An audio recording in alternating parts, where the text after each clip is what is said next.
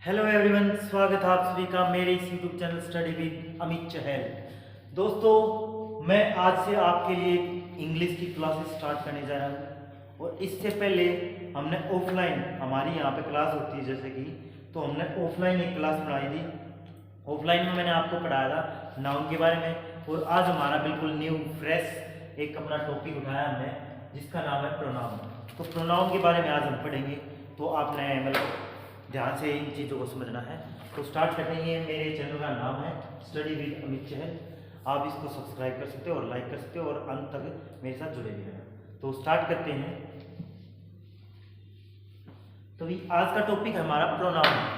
Pronoun के बारे में बात करें तो प्रोनाउन को हिंदी में बोला जाता है सर्वनाम। क्या बोला जाता है? सर्वनाम। अब देखो भाई, प्रोनाउन होता क्या है, इसकी हम एक डेफिनेशन क्रिएट करेंगे। एक डेफिनेशन बोले तो परिभाषा। डेफिनेशन ये होती है कि it is a word which replace noun. इसकी डेफिनेशन होगी भाई, ये एक ऐसा वर्ड है, प्रोनाउन एक ऐसा वर्ड होता है जो हमेशा यूज किया जाता है कहाँ पे? नाउन को रिप्लेस करके, यानी नाउन के स्थान पे। और हमने जो छोटे छोटे बच्चे थे, जब हम छोटी छोटी क्लासों में पढ़ते थे, तो हमें सिखाया भी जाता था कि सर्वनाम की डेफिनेशन क्या सिखाई जाती थी? संज्ञा के स्थान पर प्रयुक्त होने वाले शब्दों को ही क्या बोलते हैं? सर्वनाम बोलते हैं। तो ठीक एज इट इज ही हम इंग्लिश में लेके चलेंगे। इंग्लिश में क्या बोला जाता है? It is in word which is replace noun. तो नाउन को रिप्लेस करके यूज किया जाता है किसका? प्रोनाउन का। तो ये इसकी डेफिनेशन है। अब बात करें, ये प्रोनाउन जो है हमारे, हमें इंग्लिश लैंग्वेज के अंदर प्रोनाउन की जरूरत क्यों पड़ी? तो सबसे बेसिक जो चीज है, अभी प्रोनाउन की जरूरत हमें क्यों पड़ी? दरअसल जो नाउन की रिपीटेशन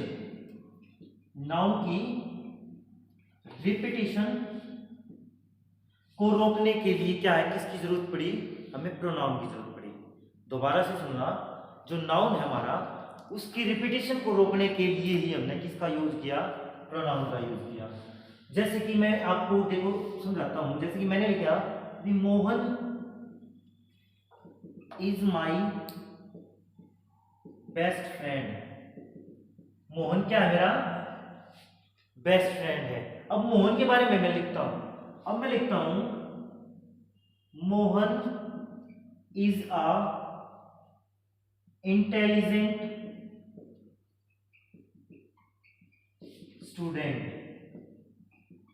देखो, अब मैंने मोहन के बारे में इंट्रोड्यूस किया, Mohan is my best friend. और मोहन के बारे में ही मैं दोबारा से फिर बात कर रहा हूं। वो मोहन क्या है? इंटेलिजेंट स्टूडेंट है। तो इंटेलिजेंट स्टूडेंट है कौन? मोहन। अब मोहन के बारे में बात हो रही है। अब हम चाहते तो मोहन की जगह कौन सा वर्ड यूज कर सकते थे?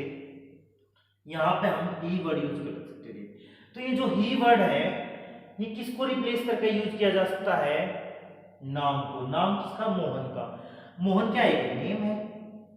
और नेम है तो क्या है? नाउन है।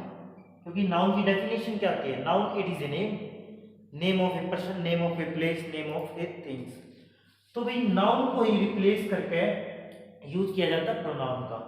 और नाउन की रिपीटेशन बार बार में हमने नाउन ना लिखना पड़े, इसीलिए हमने प्रोनाउन की जरूरत पड़ी। क्लियर है? तो आगे चलते हैं।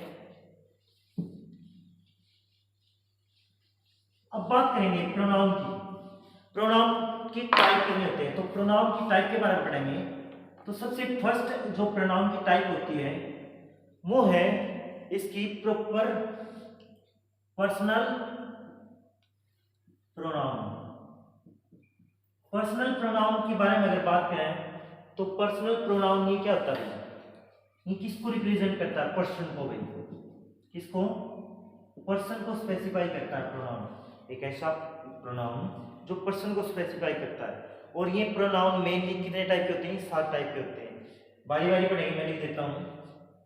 आई, my, me, we, our, us,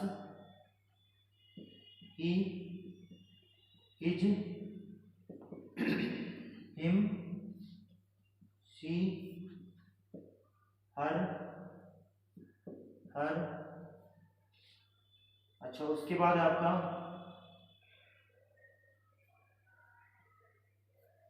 they there then, इसका मतलब एक एग्जैक्ट करेक्शन कर लो भाई, एक मिनट याद रखिए, इसके बाद मत लिखना, एक कॉम्बिनेशन के साथ पढ़ेंगे। आई माई मी वी अवर अस, उसके बाद पढ़ेंगे हम यू योर यू, उसके बाद है he she he his him, she her her, उसके बाद आता है ना दे देयर देम, और आपका इट भी इसके अंदर आ जाता है, इट इट्स इट। क्लियर है? तो ये आपके 5 टाइप के क्या होते हैं, पर्सनल प्रोनाउन होते हैं। कितने टाइप के? 5 टाइप के। एक बार आप इसको लिख लेना, उसके बाद हम बताएंगे। तो लिखो एक बार,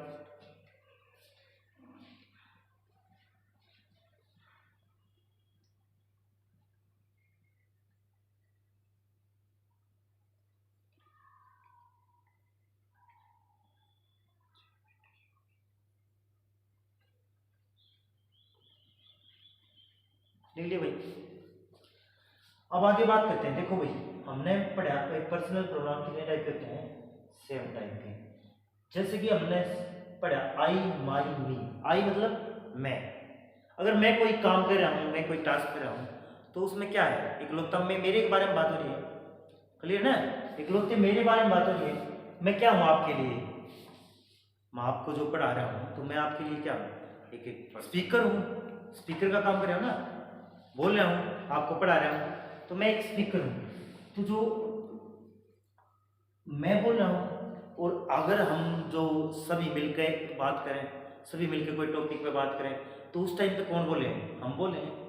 तो मैं और हम क्या है, हम सब स्पीकर है। अगर बोल रहे हैं तो कोई भी काम कर रहे हैं, अगर किसी काम को अंजाम दिया जा रहा है, ठीक है ना, तो उसमें हम, मैं और हम क्या है, स्पीकर है। तो स्पीकर जो होते हैं आपके, वो क्या होगा कि इनको फर्स्ट पर्सन के अंदर काउंट कर देंगे, इसके अंदर फर्स्ट पर्सन, ठीक है ना, यानी मैं और हम कि मैं और हम और इनकी जो फैमिली जो ये आप दिखाई देगी आपको, ठीक है ना, ये किस में आती है, फर्स्ट पर्सन में। और ये कौन है, स्पीकर, बोलने वाले, क्लियर ना। और अगर हम बात कर रहे हैं, अगर मैं आपसे बात कर रहा हूँ और मैं बोल रहा हूँ भाई तुम मेरे स्टूडेंट हो उसमें, तो तुम क्या हो मेरे लिए, सेकंड पर्सन हो, क्लियर ना। तो तुम क्या है, सेकंड पर्सन। अब मेरी बातों को जो मैं पढ़ा रहा हूँ या जो बोल रहा हूँ, आप क्या कर रहे हो, सुन रहे हो ना, तो आप मेरे लिए क्या हो, लिसनर हो, क्लियर है। तो यू जो होता है अपना सेकंड पर्सन, ये क्या होता है अपना, लिसनर, क्लियर है। इसको क्या बोलते हैं, लिसनर। उसके बाद आ जाते हैं ही सी इट और दे, ये चारों जो प्रोनाउन है आपके, ये किसके अंदर काउंट होते हैं, ये आपके थर्ड पर्सन के अंदर काउंट होते हैं। किसके अंदर काउंट होते हैं, थर्ड पर्सन के अंदर काउंट होते हैं। अब देखो, अब हम थर्ड पर्सन को फर्स्ट सेकंड से अलग कैसे करेंगे। हमने जाना भी मैं और हम क्या है, स्पीकर है, और हम स्पीकर हैं तो एक तरह से हम एक्टिव हैं, अपना कोई भी काम कर रहे हैं तो हम एक तरह से कैसे एक्टिव है, क्लियर है। तो ये क्या है, एक्टिव है। और जो आप तुम सुन रहे हो, तो आप भी तो एक्टिव हो ना, ध्यान से सुन रहे हो, ध्यान से लिख रहे हो, समझ पा रहे हो चीजों को, तो आप भी क्या हो, एक्टिव हो। परंतु जिस चीज के बारे में डिस्कस हो रहा है फर्स्ट पर्सन और सेकंड पर्सन के बीच में, वो क्या है, नॉन एक्टिव है, उसके बारे में बात हो रही है। नॉन एक्टिव का मतलब समझो, देखो साधारण सी बात समझा रहा हूँ कि भी नॉन एक्टिव का मतलब क्या है, अगर मैं हूँ आपसे बात कर रहा हूँ, तो आप भी वहीं पे वहां पर मौजूद हो और मैं भी वहीं पे मौजूद हूँ, क्लियर है। परंतु अगर किसी थर्ड पार्टी के बारे में, जिसके बारे में बात हो रही है, उसके बारे में अगर बात होती है, वो यहाँ पे मौजूद नहीं है, परंतु उसके बारे में बात हो रही है, तो वो क्या है, नॉन एक्टिव है, ठीक है ना। यानी एक्टिव का मतलब किससे आया, यानी कि जिस टाइम पे वो कुछ भी घटना घट रही है, उस टाइम पे वो मौजूद है, तो वो क्या है, एक्टिव के अंदर काउंट होगा। नॉन एक्टिव के अंदर वो पार्टी जिसके बारे में बात की जा रही है, दो लोग बात करें आपस में परंतु वो वहां पर मौजूद नहीं है, तो उसको बोलेंगे थर्ड पर्सन। क्लियर है, समझ में आ गया इतना? अब आगे बात करते हैं। देखो आई जो हमारा, आई एक ऐसा सब्जेक्ट है जो सिंगुलर का भी काम करेगा और प्लूरल का भी काम करेगा। क्लियर है? वो कैसे भी, जब हम टेंस के अंदर आएंगे तो आई के साथ प्रेजेंट इंडेफिनिट टेंस में क्या आएगा, डू डज जो हेल्पिंग वर्ब होती है प्रेजेंट इंडेफिनिट टेंस के अंदर, तो उसमें आई के साथ क्या लग जाएगा, डू लग जाएगा। जबकि डू वहां पे क्या है, एक प्लूरल हेल्पिंग वर्ब है, यानी कि आई क्या है, किसका काम कर रहा है, प्लूरल का काम कर रहा है। उसी प्रकार प्रेजेंट परफेक्ट में हैज है होगी, हैज है अगर लगाना मिल पड़ जाए तो वहां पे क्या लगता है, तो हैव लगेगा, जबकि हैव क्या है, प्लूरल हेल्पिंग वर्ब है। तो आई का जो फंक्शन है वो क्या है, प्लूरल का भी है और किसका है, सिंगुलर का भी है। सिंगुलर का कैसे है, जब हम टेंस पर पढ़ेंगे present continuous tense, present continuous tense में हम आई को रिप्रेजेंट करेंगे मैं के सेंस में, और उसके साथ एक स्पेसिफिक जो हेल्पिंग वर्ब लगेगी, कौन सी, एम लगेगी।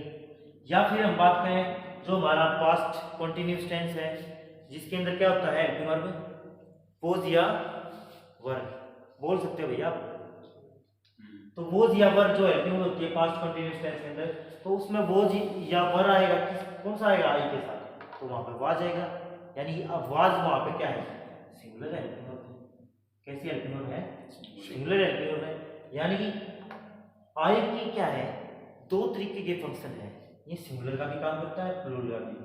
कुछ टेंसेस में ये plural as a plural use होगा और कुछ टेंसेस के अंदर सिंगुलर में यूज होगा। क्लियर है? जबकि वी अपना क्या है, एक प्लूरल प्रोनाउन है, हमेशा प्लूरल सेंस में यूज होगा और इसके साथ हमेशा कौन सी हेल्पिंग वर्ब आएगी, प्लूरल हेल्पिंग वर्ब आएगी। क्लियर है, समझ में आ गई? उसके बाद आ जाते हैं हम यू पे, जो कि हमारा सेकंड पर्सन का सब्जेक्ट है। अब देखो यू जो है हमारा, यू क्या है, ये भी दो तरीके से काम करेगा, ठीक उसी प्रकार जैसे कि हमने आई के बारे में डिस्कस किया है, उसी प्रकार यू भी क्या है, ये क्या है, एक सिंगुलर का भी काम करेगा और प्लूरल का भी काम करेगा। क्लियर? सिंगुलर का भी काम करेगा, प्लूरल का भी काम करेगा। सिंगुलर का कैसे काम करेगा, जैसे कि मैं इंडिविजुअली मान लो किसी एक लड़के को उठा क्लास में बोलूं, वे हाँ भाई इस सवाल का जवाब दो, तो वो मैं उससे बात कर रहा हूँ, वो है तो सेकंड पर्सन परंतु वो इकलौता है, और इकलौता है तो वो क्या है, सिंगुलर है। क्लियर ना? देखो मैं बोलूँ भाई you Jaydeep you are a good student, तो मैं जयदीप के लिए यूज कर रहा हूँ यू, तो यू क्या है अपना, अपना जो सेकंड पर्सन का सब्जेक्ट है ये क्या है, सिंगुलर का भी काम करेगा। और प्लूरल का कैसे काम करेगा, जैसे कि मैं आप सभी को बोल दूं you are all my student, तुम सभी मेरे क्या हो, स्टूडेंट। ठीक है, तो ये प्लूरल का भी काम करेगा, सिंगुलर का भी काम करेगा। परंतु जब बात आओगी हेल्पिंग वर्ब लगाने की, तो यू के साथ हमेशा कौन सी हेल्पिंग वर्ब आएगी, प्लूरल हेल्पिंग वर्ब। कौन सी हेल्पिंग वर्ब आएगी, प्लूरल में। क्लियर है? अब आ जाते हैं हम यहाँ पे, ही सी दे और अपना इट। अब ही क्या है, ये एक सब्जेक्ट है और ये हमेशा कहाँ पे यूज होगा, मैस्कुलाइन में यूज होगा। मैस्कुलाइन बोले तो पुल्लिंग, हमेशा जो वो पुरुष पुरुषवाचक जो चीजें होती है, मैस्कुलाइन जो चीजें होती हैं, उनको रिप्रेजेंट करने के लिए किसका यूज करेंगे, ही का यूज करेंगे। उसके बाद सी किसके लिए, फेमिनाइन। फेमिनाइन, फेमिनाइन क्या होता है, स्त्रीलिंग। क्लियर है? उसके बाद दे हमारा क्या है, ये भी थर्ड पर्सन सब्जेक्ट है और ये हमेशा प्लूरल सेंस में यूज होगा। किस सेंस में यूज होगा, प्लूरल सेंस में यूज होगा। जबकि ही सी क्या है, ये हमेशा सिंगुलर सेंस में यूज होंगे। इनके साथ आने वाली हेल्पिंग वर्ब भी कैसी होगी, हमेशा सिंगुलर होगी। क्लियर है? जबकि दे के साथ हमेशा कौन सी हेल्पिंग वर्ब आएगी, प्लूरल आएगी। क्लियर है? उसके बाद हम बात करेंगे इट के बारे में। तो इट के बारे में बात करेंगे, इट हमारा एक क्या है, एक नॉन लिविंग थिंग्स को रिप्रेजेंट करता है। इट क्या हमारा एक नॉन लिविंग थिंग्स को रिप्रेजेंट करता है और इट हमारा एक सिंगुलर सब्जेक्ट है। कैसा सब्जेक्ट है, सिंगुलर सब्जेक्ट है। यानी कि जब भी इट का प्रयोग वाक्य में होता है तो इट हमेशा क्या है, एज ए सिंगुलर यूज होगा और उसके साथ हमेशा आने वाली हेल्पिंग वर्ब भी कैसी होगी, सिंगुलर होगी। क्लियर है? तो नोट करो एक बार इसको।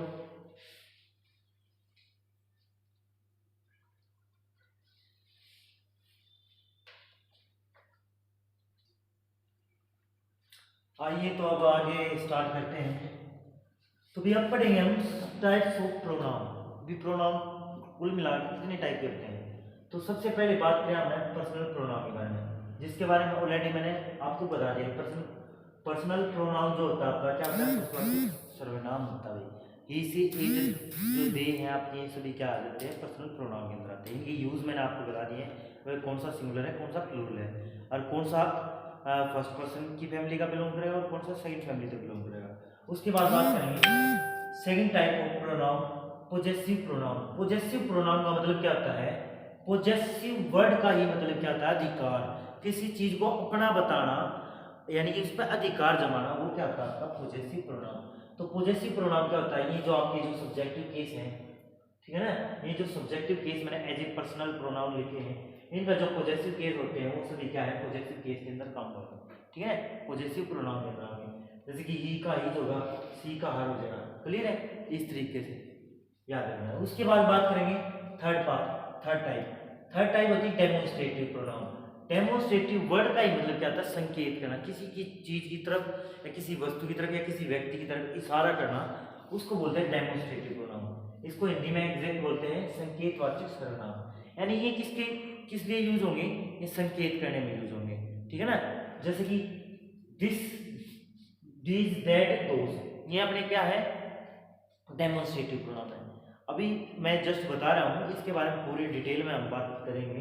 ठीक है ना, तो ध्यान से सुनना। तो उसके बाद हम फोर्थ टाइप पढ़ेंगे। फोर्थ टाइप है अपनी डिस्ट्रीब्यूटिव प्रोनाउन। डिस्ट्रीब्यूटिव प्रोनाउन क्या होता है आपका, व्यष्टिवाचक प्रोनाउन, या जो विभक्त जो हम बांट देते हैं, यानी बांटने की सेंस में जो यूज होता है, वो अपना क्या होता है, डिस्ट्रीब्यूटिव प्रोनाउन।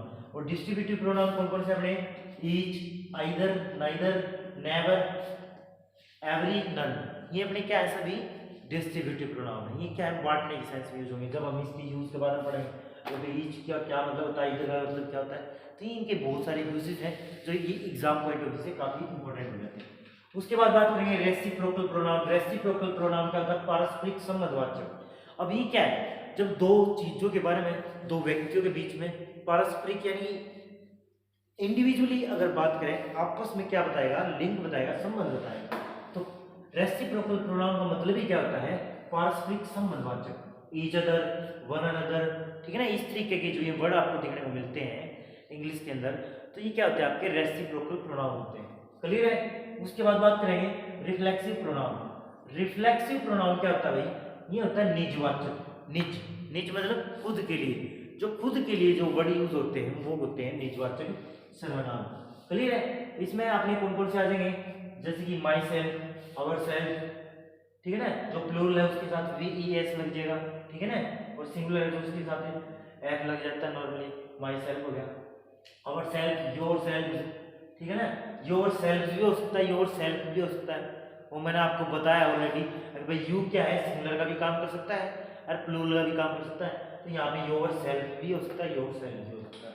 क्लियर है, तो ये थे आपके रिफ्लेक्सिव प्रोनाउन। उसके बाद बात करेंगे एम्फेटिक प्रोनाउन। एम्फेटिक प्रोनाउन क्या होते हैं, जो आपके रिफ्लेक्सिव प्रोनाउन, जो माई सेल्फ, अवर सेल्फ, ये वर्ड जो हमने पढ़े हैं ना, जो हमने रिफ्लेक्सिव प्रोनाउन के अंदर जो वर्ड पढ़े हैं, उन्हीं का यूज हम एम्फेटिक प्रोनाउन के रूप में भी यूज कर सकते हैं। वो कैसे यूज कर सकते हैं उसके बारे में हम पढ़ेंगे। ये मैं मतलब बेसिकली बता देता हूँ कि एम्फेटिक प्रोनाउन वो होते हैं जो दबाव, यानी ऐसे जो वर्ड, ऐसे जो अपने निजवाचक यानी कि रिफ्लेक्सिव प्रोनाउन के वर्ड जो दबाव डालने में, यानी ये जस्ट सब्जेक्ट के जस्ट बाद में यूज हो जाएंगे। इस तरीके के वर्ड ये जस्ट सब्जेक्ट के बाद अगर यूज हो जाते हैं, बिल्कुल सब्जेक्ट लिखा है उसके बाद जस्ट इस तरह के वर्ड यूज हो गए रिफ्लेक्सिव प्रोनाउन के, तो उनका यूजेज में क्या कहलाएगा, एम्फेटिक, यानी दबाव डालने के लिए यूज हो रही है। क्लियर है, तो उनमें हम डिटेल में पढ़ेंगे। उसके बाद आ जाता है हमारा एट्थ जो अपनी टाइप है इंडेफिनिट प्रोनाउन।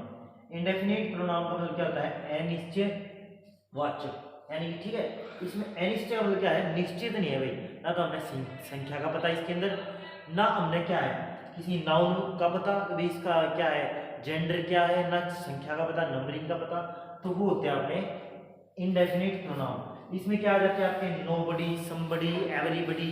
ठीक है ना, इस तरीके के वर्ड जो आपको देखने को मिलते हैं, समवन, एनीवन, ये क्या होते हैं अपने इंडेफिनिट प्रोनाउन होते हैं।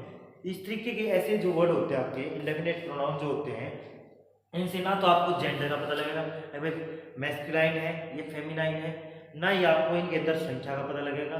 तो इस तरीके के जो वर्ड आपको इंग्लिश में देखने को मिलते हैं वो आपके क्या होते हैं, इंडेफिनिट प्रोनाउन होते हैं। Somebody, someone, anyone, no one, clear रहते हैं। इस तरीके के वर्ड क्या कहलाएंगे, इंडेफिनिट प्रोनाउन। उसके बाद बात करेंगे रिलेटिव प्रोनाउन।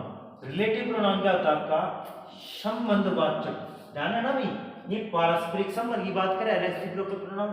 रिलेटिव प्रोनाउन का मतलब क्या है, संबंधवाचक। ये संबंध बताएगा भाई, हु कौन, क्यों, कौन, हुम किसको, किसने।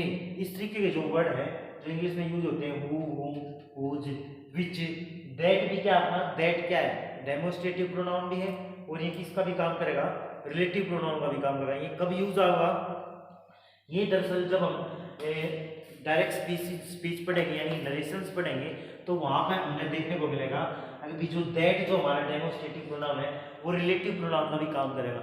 वो कैसे करेगा, जब दो सेंटेंस को जोड़ने की बात आएगी तो वहां पर दैट का भी यूज होगा। क्लियर है। उसके बाद हमारा लास्ट जो टाइप है प्रोनाउन की वो होती है अभी इंटरोगेटिव प्रोनाउन। इंटरोगेटिव प्रोनाउन का मतलब, इंटरोगेटिव वर्ड का ही मतलब क्या होता है, प्रश्नवाचक। और प्रश्नवाचक सर्वनाम यानी प्रश्न पूछने में जो प्रोनाउन यूज होते हैं उन्हीं को बोलते हैं हमने प्रश्नवाचक प्रोनाउन। देखो प्रश्न पूछने के लिए या तो एलपी वर्ड यूज होती है नॉर्मली किसी सब्जेक्ट से पहले, या फिर आपको डब्ल्यूएच फैमिली के जो वर्ड आपको दिखाई देते हैं तो वो डब्ल्यूएच फैमिली के जो वर्ड होते हैं वो आपके इंटरोगेटिव प्रोनाउन कहलाते हैं। क्लियर है। एलपी वर्ब तो एलपी वर्ब है, वो वर्ब की टाइप है। क्लियर है। परंतु ये जो प्रश्न पूछने के लिए जो डब्ल्यूएच फैमिली के जितने भी वर्ड है वो आपके किसके अंदर आएंगे, वो आ जाएंगे आपके इंटरोगेटिव प्रोनाउन के अंदर। क्लियर है, समझ में आएगा। तो उसके बाद एक बार लिखो इसको, उसके बाद डिस्कस करते हैं। तो नी थी आज की हमारी क्लास। तो अगर आपको क्लास पसंद आई है, अगर थोड़ी बहुत भी आपको नॉलेज मिली है तो इस वीडियो को लाइक करें, ज़्यादा से ज़्यादा अपने दोस्तों के साथ शेयर करें। इससे आगे हम कल की क्लास में पढ़ेंगे। और अगर आप चैनल पर नए हैं तो चैनल को सब्सक्राइब कर लें और प्रेस द बेल आइकन ताकि आने वाली सभी वीडियो